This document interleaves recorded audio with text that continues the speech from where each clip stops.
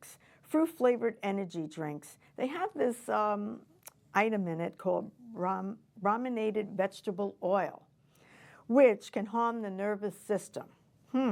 It's banned in Europe, in Japan, and California just started a food act which bans it.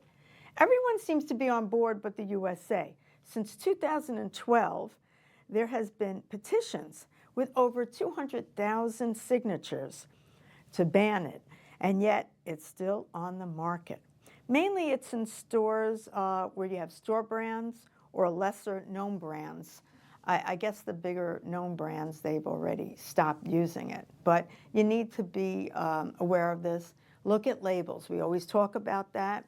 You have to really look at labels. I mean, that's what it's all about.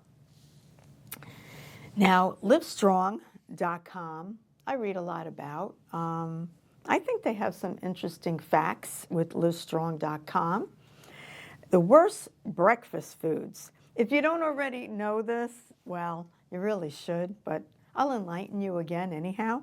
Okay, so we all know bacon, ham, sausage, pastries, donuts, muffins, sugary cereals, especially the ones with all the food coloring in them. Yikes.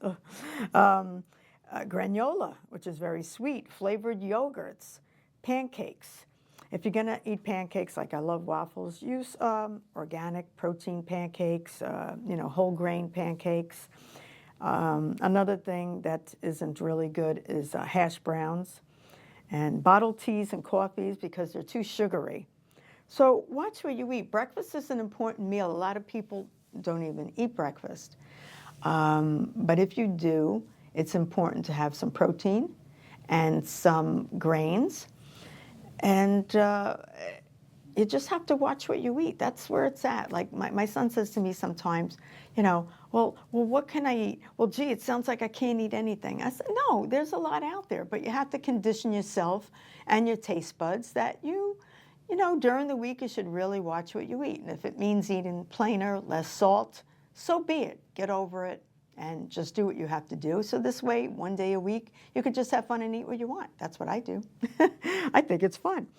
Also with livestrong.org, they talk about living longer. Now, we've talked about this a number of times, of course. So what does it mean? The same thing I've talked about before. Walk 30 minutes a day, if possible, or exercise. Start your day with, it can jumpstart so many things in your life with exercise, if possible. It's important. You can't get away from this. The older you get, the more important it is. And especially like from 40 to 65 seems to be the times where people gain the most weight. And right after that, then there starts to be problems. So stay ahead of it with the exercise, eat more vegetables and fruit, which you already know. Challenge your brain, puzzles, new instrument. I learned a new instrument, the ukulele, at the JCC, learn a new language. I tried that, but didn't always work. But I know some of the words. I'm learning in Spanish and Italian. Also with livestrong.com, we talk about gut problems. I know so many people now that are suffering from gut problems. And even though they've taken all kinds of medications, nothing seems to help. And the longer you're on those medications, proton inhibitors, it coats your stomach, so sometimes you're not absorbing certain vitamins. And again, if you have any gut problems and you're taking medication, please get blood work to see your vitamin D level. Many people are low in D, and D helps with so much. So you need to do that. But you need to really exercise, eat better. On your plate should be a half of your plate should be veggies. A quarter of it should be grain, a quarter of it could be lean protein. So what do I mean by that? I mean fish, certain fishes that don't have a lot of mercury, lean chicken. Once in a blue moon, have some protein with red meat, but try to make it grass-fed if possible or organic. All righty, brown rice, protein, beans, nuts, seeds, fish, lean meats, eggs, tempeh. All kinds of things like that have some protein in it. Sleep is very important. Light exposure, which manages stress and aids in your natural melatonin. Lack of sleep can give you high blood pressure. That's important to know, and heart disease, and put you so much stress on your body. So think about your gut, get the blood work to make sure you're not lacking in any vitamins, and then do what I suggest. It's only a suggestion. Also with Live Strong, they talk about quinoa versus oatmeal. Many of us have been taught oatmeal will help you reduce the risk of heart problems. Well, actually, when we talk about proteins, and quinoa has more protein. Actually, 1 cup has 8 grams of protein compared to 6 grams with the oatmeal. It has 5 grams of fiber, and oatmeal has 4 grams. Quinoa has 118 milligrams of magnesium, and oatmeal only has 61 milligrams. But oats have iron. So what did I decide to do when I make my oatmeal? Because I love oatmeal. I usually have it 4 times a week. Now what I do is I put 4 tablespoons of quinoa, and I mix half of the oatmeal that I usually use. So I used to cook, let's say, half a cup. Now I mix it with a 1/4 cup. So this way you're getting all your protein and your vitamins, but you're getting your iron from the oatmeal.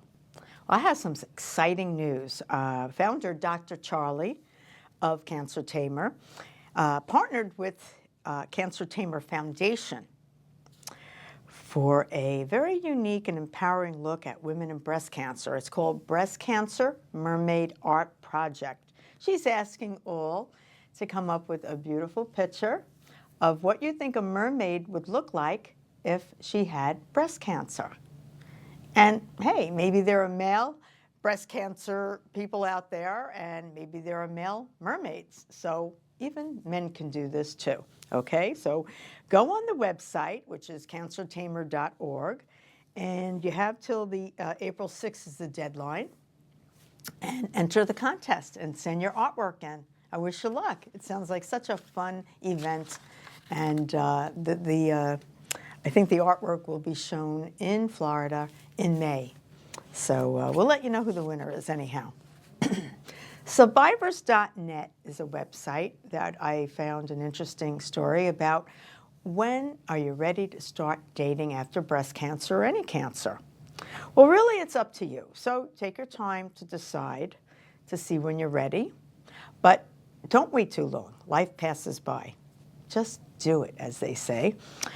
Be honest with the person that you're with when you feel comfortable. Doesn't mean the first date you have to tell someone, hey, I've had breast cancer or cancer, freak them out, whatever. Take your time. Get to know the person. If you've had a mastectomy, sharing this information will show you if the person is empathetic or is narcissistic and can't handle it. And if that's the case, then dump the son of a gun. Alrighty. Now, just have fun. It doesn't mean you have to have such a serious conversation the first few times you go out. Just have fun. That's all. You're just going out, having a good time. Pamper yourself. Like buy yourself a new outfit, get your hair done, put on makeup, whatever. Or for a guy, hey, listen, change your look, because you have changed. You've changed for the better. Remember that. You're healthy now. Change for the better. So get a new look even, And be open when you feel sad, scared. Talk about it. Just showing you're a human being. And that opens up the conversation for other people too, just so you know.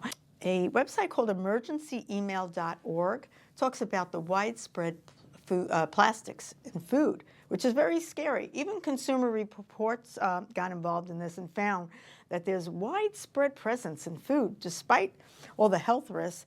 But they called on regulators to reassess the safety of these plastics. The nonprofit consumer group said that out of 84 out of 85 supermarket foods and fast foods that it recently tested contained plasticizers, as they call them, a chemical used to make durable plastic.